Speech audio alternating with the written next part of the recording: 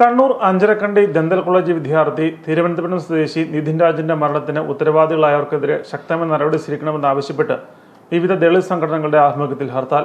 രാവിലെ 6-ന് ആരംഭിച്ച ഹർത്താലിനെ തുടർന്ന് ഏറ്റുമാനൂരിൽ കടകൾ അടഞ്ഞുകിടന്നു. KSRTC വാഹനങ്ങളും സ്വകാര്യ വാഹനങ്ങളും ഓട്ടോറിക്ഷകളും നിരത്തിലിറങ്ങി. KSRTC ഓർഡിനറി സർവീസുകളടക്കം സർവീസ് നടത്തി. CSDSന്റെയും വിവിധ ദളിത് സംഘടനകളുടെയും നേതൃത്വത്തിൽ ഏറ്റുമാനൂരിൽ പ്രകടനം നടത്തി. തുറന്നിരുന്ന കടകളും വിവിധ ബാങ്കുകളും വ്യാപാര സ്ഥാപനങ്ങളും പ്രതിഷേധക്കാർ അടപ്പിച്ചു. വിവാഹം, മരണം തുടങ്ങിയ ബോർഡുകൾ വെച്ച് വാഹനങ്ങൾ, ടൂറിസ്റ്റ് ബസ്സുകൾ എന്നിവ സർവീസ് നടത്തി. പ്രകടനക്കാർക്കൊപ്പം പോലീസ് ഉണ്ടായിരുന്നെങ്കിലും കടകൾ അടപ്പിക്കുന്നതിനും മറ്റും സംഘടനകൾ നടത്തിയ ശ്രമത്തെ തടയാൻ പോലീസ് ശ്രമിച്ചില്ല.